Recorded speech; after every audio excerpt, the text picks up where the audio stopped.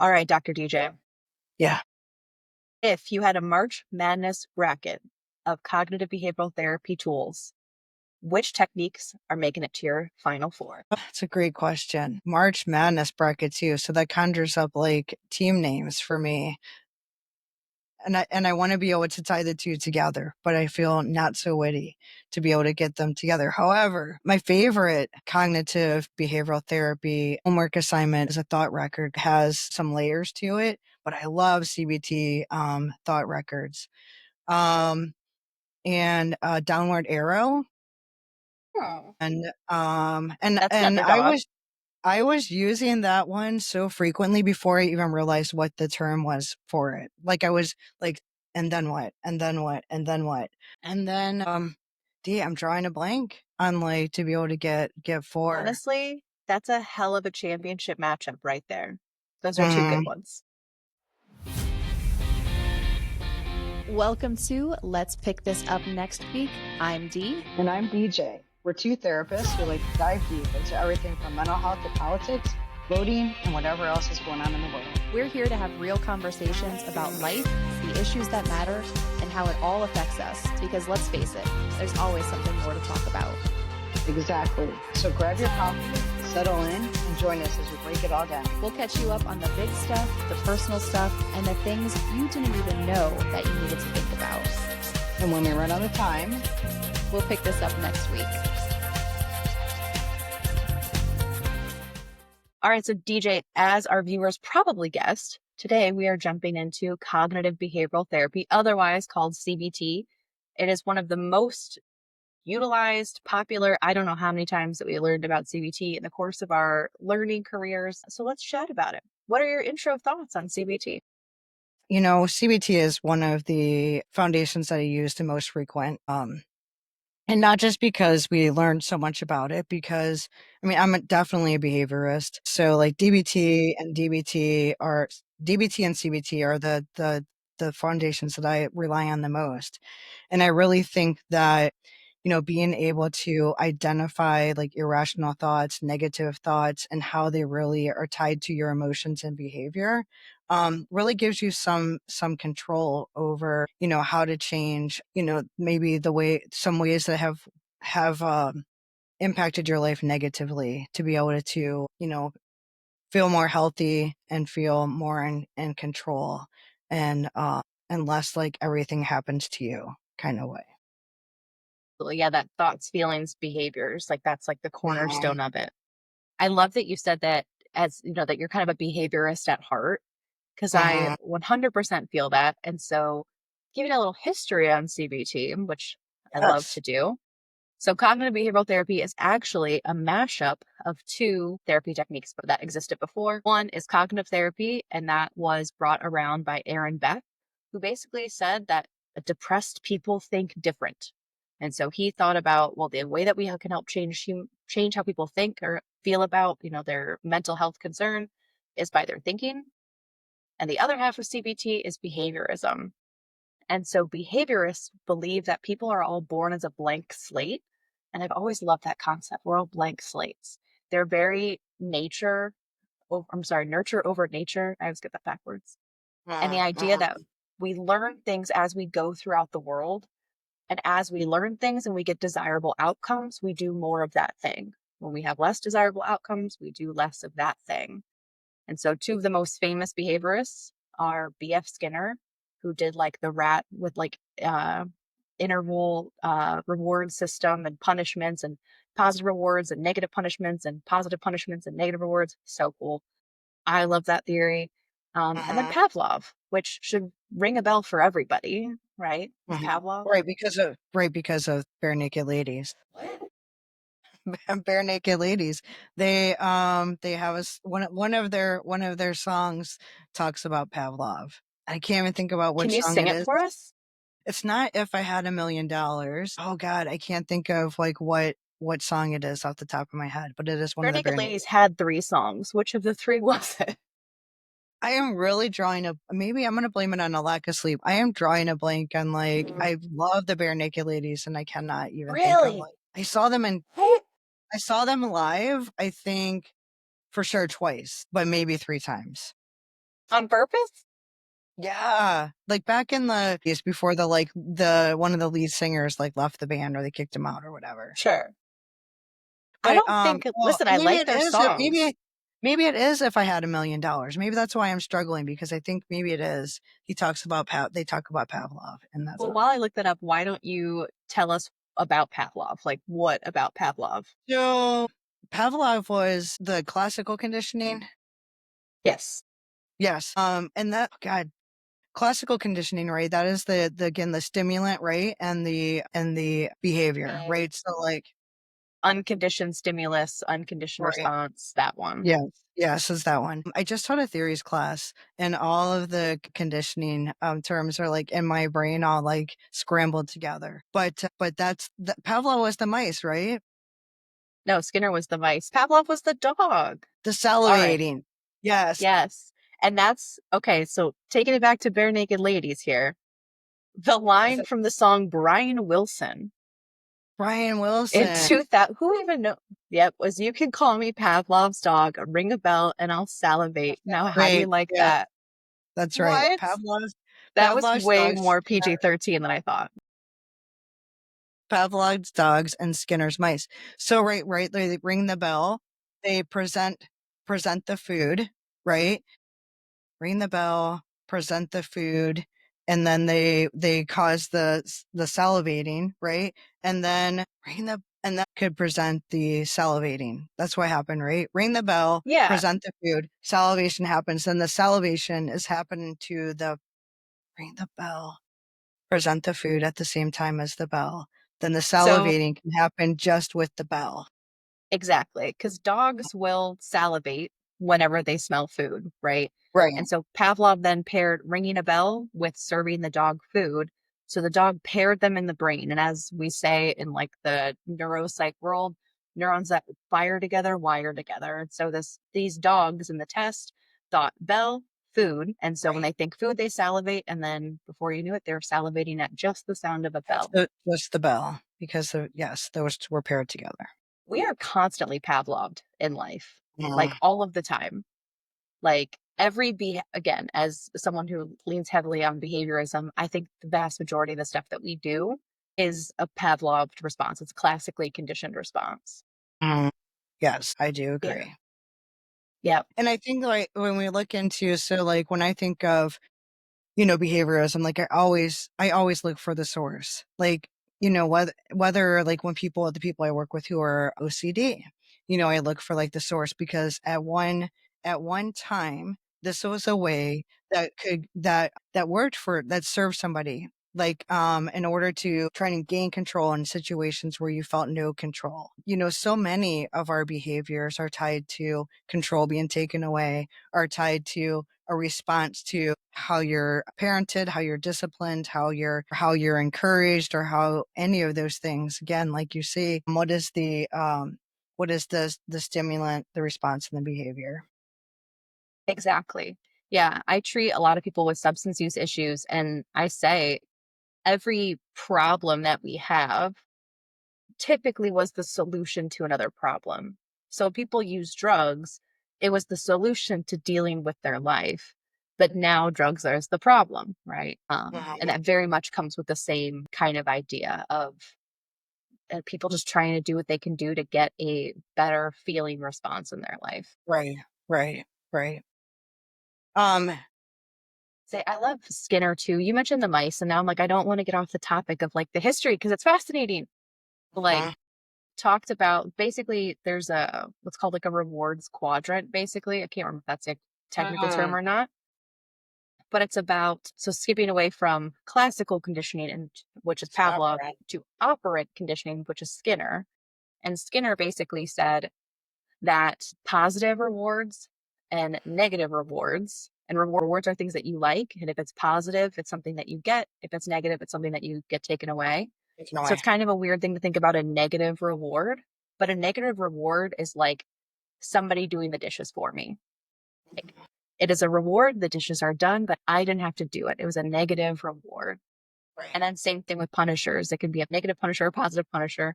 A negative punisher means something taken away. That's like when you have kids and you take away their tablet because they didn't do what they were supposed to do or they have bad grades or whatever. that is a negative punisher. But a positive punisher is giving something because of it was a punishment. So, same kid, didn't do something they were supposed to. Well, now they have extra chores. That is a Right. positive punisher. It's just Right. fascinating. And these things all carry on to our adult lives too. We often learn them in childhood, but we're stuck with them and all their consequences now as adults. Integrate. Exactly. Yeah. And I think it is like, but that's one of the things that I like to use is helping people to understand and to help work through their shame is again, like these patterns and behaviors, you adapted them for a reason. At one time you needed them. At one time it served you and now it's just not serving you anymore. And it's being able to unlearn those behaviors, which is why, I think CBT is so helpful. Yeah, and okay, that's great. Because my next question was going to be a lot of therapists describe themselves, maybe less so now, and we'll talk about that, but as cognitive behavioral therapists, why do you think that CBT has like such a dominant hold over the therapist game? I do think that like so many of the negative think trauma and whether it's simple trauma or like one thing that happened in an event or like complex trauma like again like a parenting style or overbearing parent, those things really lead to a core negative belief about yourself. So it could be like that, a core negative belief, or it could just be like, just negative thoughts about yourself. But like your thoughts are changed. And I think that so many people see CBT as a leading modality because it does give people the ability and control to be able to change those thoughts, which can change behavior and change your mood. Yeah, absolutely. We always talk about, we do like behavior chains as a big tool that we use, at least at my place, which talks about like what's the situation, what are your thoughts and your feelings about said situation, and then that controls your actions. Because a lot of people think that the situation controls the results. People are like, someone cut me off in traffic, and therefore, I flipped him off and sped around him. Well, there's Right. a whole lot of that meat in the middle that like the thoughts and the feelings associated Mhm. with that situation that's what's controlled the ending. Right, your perception, which a lot of times is again based on like your negative core belief. If you think that like I don't matter, or you think that like I'm not good enough, then those things might feel like someone cut you off in traffic. And I encourage this is an example I give often. And I encourage people to be like, especially in that situation, I'm like, they're not like look, there's Dee. I'm going to go cut her off because I can't stand her. Like, it's not personal. And changing it to like, is the person in front of you a careless driver? Yes. Were they dangerous? Did they cause some potential harm to you? Yes, but not because of you and not because it has anything to personally do with you. It's not because you don't matter. It's not because you're not good enough. It's because they're a careless driver and they're not paying attention. So like that's an example I give all the time because a lot of times road rage, right, comes from taking something so personal because why does this shit always happen to me? And it has nothing to do with you and everything to do with the person who is driving like shit. Absolutely. Yeah. And you hit on, so far we've actually talked about two really important CBT techniques. One, like a behavior chain, or really just like more of like a thought and feeling analysis, but also identifying core beliefs. So Mhm. when we think about beliefs, that's our way of operating throughout the world. So, if DJ operates throughout the world thinking that, you know, everybody is out to get me, and I'm in my head about, you know, I don't think anybody ever thinks about me. The same situation can happen to both of us, and we're going to respond completely different because we're operating under these core assumptions or core beliefs Right. about our world. And so when you can change your core beliefs, which is really difficult, then Mhm. that slowly changes the way in which you react to the world. And that can be really helpful when you're dealing with things like depression, anxiety, obsessive compulsive disorder, a trauma response. Mhm. CBT tools are great for all of those. Yeah, there really is. And I think that, I think you said you mentioned when we were, planning out this episode talking about like some of the myths or, untrue beliefs maybe about CBT. And one of the things that I hear the most about CBT, and I'm sure you've heard it too, is like when people say, "Oh, it gets under my skin too, D." When people say like, "Isn't CBT just gaslighting myself?" And then I have to explain that like gaslighting isn't something that you do to yourself to have a better result. Gaslighting isn't a thing that is meant to provide a positive outcome. CBT is not gaslighting yourself because it is really being able to change your thinking so that it can change your mood to something that feels better to you, not worse. See, but if that's a great cognitive reframe, which ding, ding, ding, yet another CBT Another, tool, I would yeah, almost look at it as like maybe you are positive, like in a positive direction, gaslighting yourself. And who cares if it's what makes you feel better? Coolio. But that is not the true concept of what gaslighting is. But that's a right. whole different Mm. episode. We can do a whole episode on why CBT is not gaslighting. Um, Right. Or you how we know, and misuse the phrase gaslighting. is oh right, like Ugh. so much, yeah. Yeah. I mean, we can have a whole episode. We have talked about in other episodes about social media and how it influences, everybody's exes and a narcissist, which is, gaslighting comes from narcissism or a lot of times borderline. Anyway, but CBT is a way to actually to be able to, have a better self-image or, a better image of the world around you. And it doesn't mean that you have to ignore the things that are hard or bad. It's not the same thing as toxic positivity. It is being Yes. able to reframe in a way that is more aligned with what's really happening and trying to see things from another. Yeah. I think cognitive reframing is probably my favorite. Like that is who would be the top of my March Madness bracket is Yeah. cognitive reframe because it's a very simple tool that we can all do. Cognitive reframe isn't looking at a situation and like you said, toxic positivity and saying like, oh, this is great. This is fine. I appreciate this. I'm happy with this. But it's looking at something that isn't super desirable. And I imagine quite literally putting a new frame on that picture to make it at least something a little bit easier to chew on. So taking like, I don't know, just a situation and instead of looking at it as a problem as an opportunity, but Hmm. not looking at like, oh, this is no big deal. I'm so happy I have all these issues in my life. But Right. instead to look at things like, okay, this is an opportunity for my own growth, or, this is pushing me in a different direction, whatever that might be. Right. And like I said, I'm a behaviorist at heart, but I think something that is important to note about CBT is that it works because of the neuroplasticity in our brain, the way that our neural pathways are and how thoughts now are so like, your thought like someone cut me off and being like, oh, that's because I don't matter to anybody. Nobody cares about me. Like that's a neural pathway like that action is like highway to this other thought that right now is negative.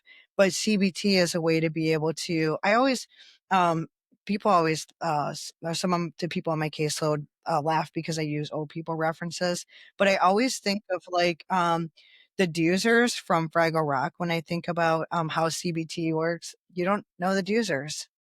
Pop And by the off. I way, have no idea.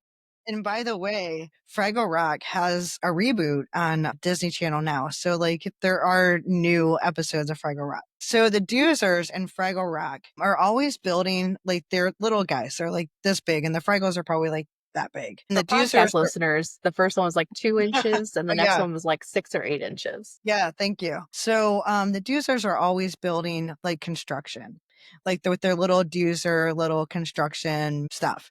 And the Fraggles see the Doozer buildings as a delicacy. So the Fraggles will always come along and like eat some of the construction that the Doozers have been working on and trying to build. And so they have to like start over. And I think of that when I'm thinking about using CBT, and the way that neuroplasticity is in the brain. Like it takes time for you to build the new construction, the road construction in your head. Or the doozer construction, and like sometimes the Fraggles might come along and they're like eating some of it, and you got to like, okay, let me get back and do this. But like CBT takes time because, depending on the neuroplasticity or the ability of and the speed to which you can create new neural pathways, everyone's brain is a little bit different.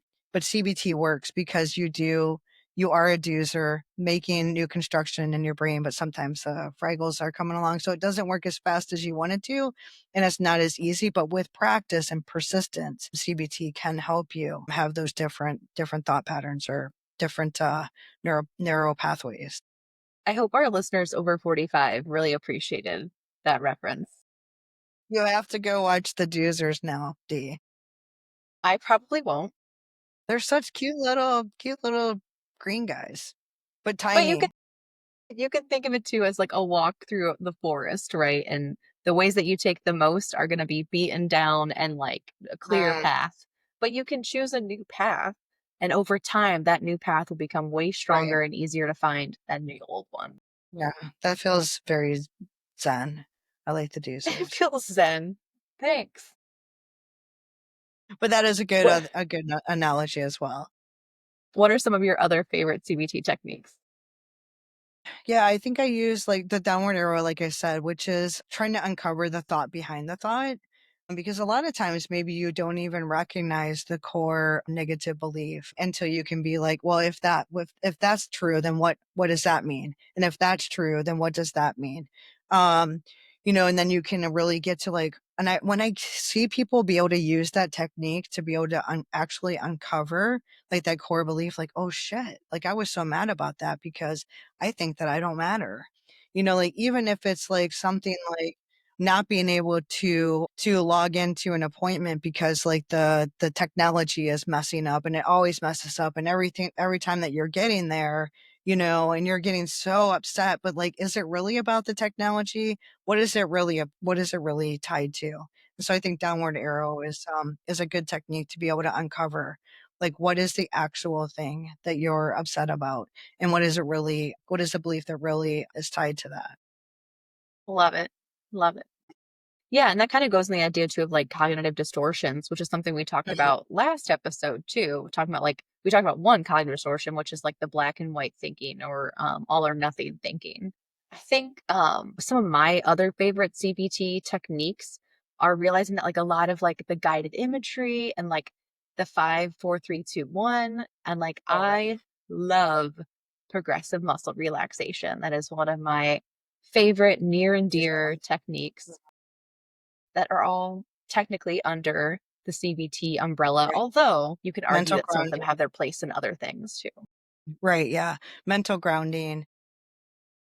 I like a different one than the 5, 4, 3, 2, 1 is, I like to have people pick something out and that they can see, like this in a room with them, or if they can look outside, and just describe it with that one thing with their five senses versus like think of Mm, something that you can smell, think of something that you can touch, think of something. That way it's more accessible.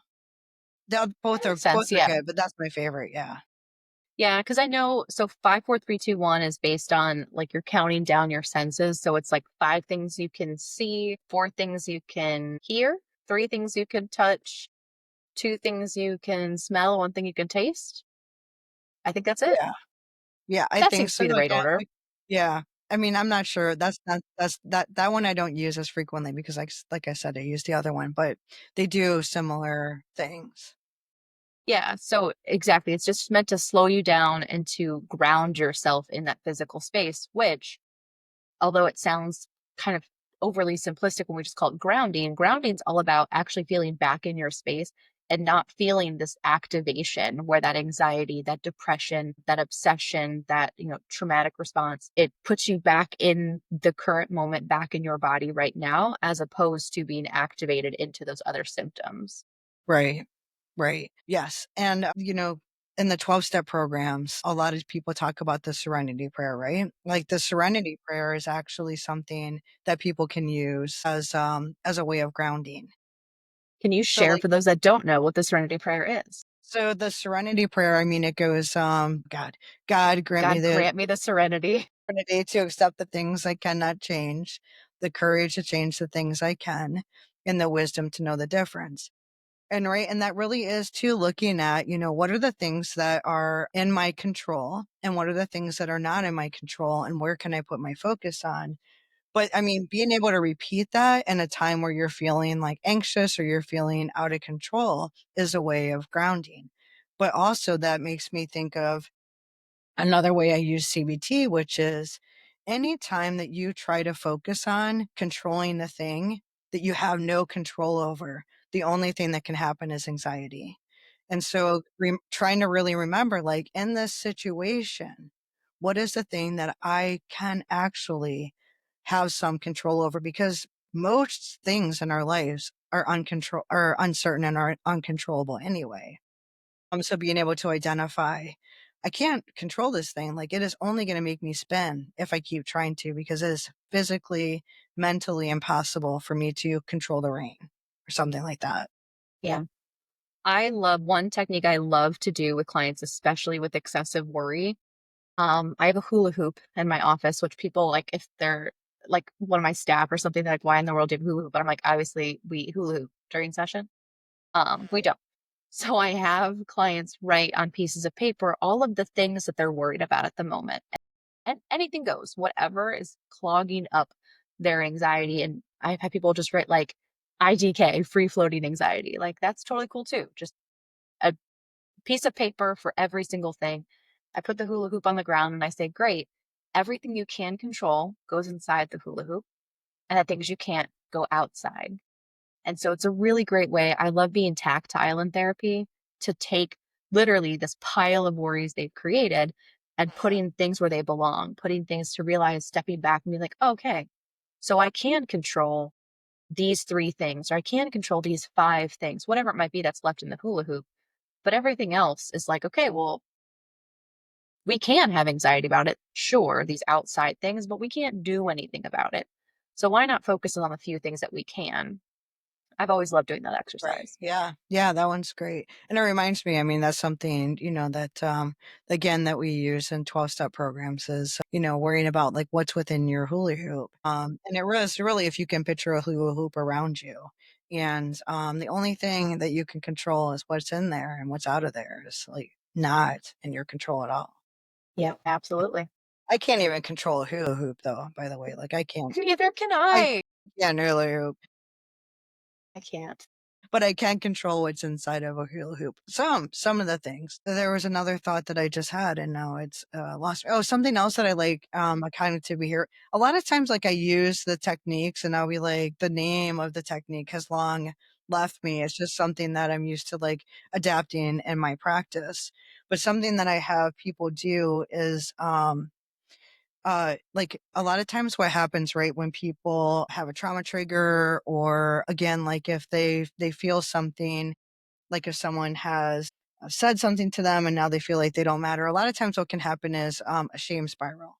And so a shame spiral can lead to you're really just not even good at anything. You'll be like, I'm a bad kid, I'm a bad partner, I'm a bad therapist, I'm a bad student, I'm a bad friend, I'm a bad like whatever. And you can have all of these irrational thoughts that feel so true in the moment. Like once that shame spiral is happening, like those things feel completely, totally 100% true. So what I've encouraged people to do during a shame spiral is write down their thoughts, and all those thoughts again, like they feel completely 100% on point. And then when they feel themselves like come like feel more grounded again and more calm, and they're not thinking the same way, is to come back and look at that piece of paper and see like percent true, but you can see later that those are irrational thoughts. And I've encouraged people to like take the piece of paper and like crumble it up and be like, that's some bullshit, and like throw it away. Love it. Um, because and honestly, in the middle of a shame spiral, you're not thinking I'm writing these thoughts down because irrational. It's like this is it. This is all me. Crap. I'm just and so to identify that can give you some, it's empowering to be able to see that Mhm. like that's it's not so true. Yeah, it gives you space from your thoughts. So you no longer have to own them and believe them as 100% true. You can just Mhm. get them literally out of yourself, and truly writing it down is very helpful. I think You can write it out on a note on your phone, sure, but I think there is something powerful about, like, pen to paper or pencil to paper, Yeah, it really is. or, like, to stone. If you were born around the same time as DJ, it's probably That's right. I've got my stone and my little rock the hammer. chisel. Love it. But, yeah, journaling and, like, thought records, things like this are really, really core CBT techniques that work really well. And the Yeah, example you gave, I love because it differentiates guilt from shame. And a lot of people kind of mix up those two, understandably, where guilt is, I've done something wrong. And we should all have a healthy sense of guilt when we do something wrong. right. But shame says, I am something wrong. And when we're stuck in this shame cycle, shame spiral, we're just thinking about all the ways that we think that we're awful versus realizing you did a bad thing. You did a not great thing. You don't have to own that and become who you are with it. Uh-huh. And that's to another, I'm not mistaken, correct me if I'm wrong, a DBT technique where to put things outside of your body. Like I've always loved not saying I'm sorry because that identifies yourself as sorry. And I'm not a sorry Right. person. So instead, I Uh-huh. say I apologize because that Right. keeps it out of who I am and makes it instead an action I'm taking of Right. apologizing. Right. Yeah, that's great. And I actually heard Brene Brown's voice when you were just talking about the difference between guilt, guilt and shame. Because I Probably because I love heard our friend Jenna's voice, and Jenna loves Brene Brown. Brene Brown. She's great. And Jenna's great too. But yeah, because Brene Brown is a famous shame researcher. Like that's her jam. And so it's good to be able to see also if you're looking into these things to be able to listen to Brene Brown because her stuff is backed on like so much research that she's done. But right, like you said, a shame spiral though can happen like as not a result. It doesn't have to have anything to do with guilt at all. Doesn't have to be that you've done anything wrong because a lot of times too, when again, like you're a person who has suffered trauma, even though something is not your fault at all, you can carry through your life the fact that like I'm to blame um that this thing happened because I didn't do something right or this thing happened because I deserved it. And again, how that really impacts your negative core beliefs. Yep. All right, DJ, ready some rapid fire. Okay. Hot, Maybe your rapid fire my brain's statement. not my rapid fire brain isn't working as great today, but fire it at me. Let's try. All right, let's talk about some CBT hot takes, and you tell me your thoughts. So, first hot take: CBT ignores the body. Hmm. I mean, you and I talked a little bit about this like before we went on air. And I I know made you you're stop talking to save it yeah, because I was like, save it. You have to save it. We because have to fight because about I this.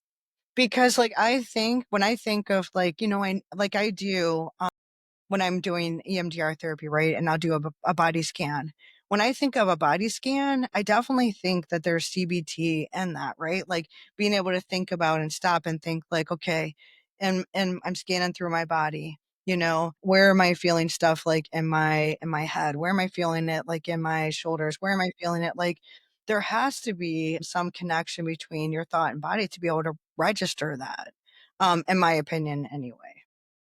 Sure. And I think that leans into the idea of progressive muscle relaxation, which is Mhm. based on the idea that you have to relax your body. You cannot hold two states at the same time. You cannot be relaxed and have anxiety or have tension at the same time. It's impossible. Yeah, right.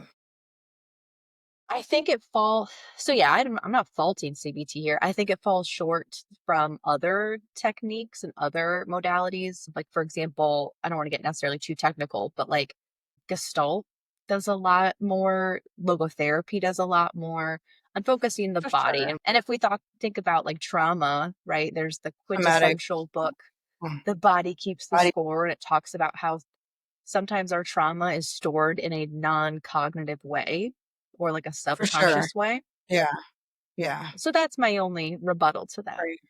Right. And I feel like that CBT, like I feel like so many therapies, like even if it seems like it's a distance away, CBT like still has like some ties, and it's really hard to separate, how our thoughts and behaviors are not tied to like the rest of our body because I feel like, those things are hard to fully separate. Sure, sure. All right, next hot take. CBT is cold and clinical. I think that that depends on the therapist's style, I would believe, right? That if the therapist style is to be, I have to be clinical and I only show up as a clinical therapist and I'm not a person, then I know we've talked about Severance before, like the show, which just had its season finale come out and 10 out of 10. Anyway, but yeah, it just reminded me of like the severance procedure of like when I walk into the room as a therapist, I have been severed from the rest of my life. right. If you haven't watched Severance, those listeners, you should. And DJ, you should as well. We chatted about it. It's on your list. I did watch most of the first season. Why do I feel like there's more than 2 seasons? But, No, there's just two. yeah, yeah. But So, I mean, anywho, I have started. Yeah, I also think that CBT isn't cold or clinical necessarily. When we think about behavior change of people in therapy, 50%, and there's like studies that back this up, 70% of the reason why people change is because of their relationship with the therapist. right. It has nothing to do, or not nothing to do, but so much of change is based on that, not a theoretical orientation. Theoretical orientation, I think, is only like 10 or 15%, something like that. And a lot of things are external, things that literally cannot change, Yeah. or the beliefs the person brings to therapy. So I don't think it's necessarily too cold and clinical. I think when you realize relationship and rapport is 70% of therapy. So much. Yeah, it really Yeah. is. And the last hot take I have for you, not every thought is distorted. Sometimes the world is hard. Right. And so Not every CBT isn't a yeah. helpful technique. But I mean, it doesn't have I think that's like just a cognitive distortion right there, right? Because like if it's a black and white, not all Mm. thoughts have to be distorted for CBT to be helpful. Way to CBT, the CBT myth. I'm here for it. Love it. Excellent. Well, DJ, if you were encouraging someone to learn more about CBT, whether or not, I mean, obviously, we as therapists always encourage people to find therapy. There's a lot of affordable therapy out there that is excellent and wonderful. But if somebody wanted to do a little bit of like self CBT, where would you encourage them to look, or where would you encourage them to start? And I think that there's not one that I would recommend over the other off the top of my head, but I do think there's a lot of good CBT skills workbooks out there. And what I would recommend, and was something that I personally look at when I'm looking at resources, is look at a source that's actually written by a therapist or Yes, please. somebody who has a mental health background and who has practiced this and can really understand why it works. But there are lots of CBT skills workbooks out there that I think could be helpful for people. Absolutely agreed. Please look for a therapist first and foremost. I'm not here to gatekeep knowledge necessarily, but sometimes the stuff that you find out on social media, I'm not trying to hate on TikTok, but therapy TikTok is sometimes dangerous. Right. There's a lot of misinformation out there. So, yeah, look for creators or people who are therapists or have a background in this. But this stuff is accessible, whether or not you are in therapy. CBT can help anybody. Like, go and you can YouTube square breathing, for example. It's a great Mm-hmm. grounding technique. And you'll find lots of stuff that way. Yeah. Also, Good DJ, do I stuff. see a painting of sadness from inside out in your background? Did I just, Yes, my cousin drew that. And I love it. I actually have a sadness tattoo. So Oh, yeah. sadness is holding a joy core memory on my tattoo because we can't really know joy unless we also know sadness. I cry every time I watch Inside Out. It's so good. Fun fact. The second one is all about anxiety. It's great. Yes, it's a great movie. If you're That's where you should go if you're trying to learn more about our thoughts and And feelings. the research they put There's into good those 2 stuff. movies is great, yeah. Great stuff. All right, Dr. Deej. Well, it's been great to catch up with you, and I looking forward to our next episode together. Thanks Yeah. for catching up.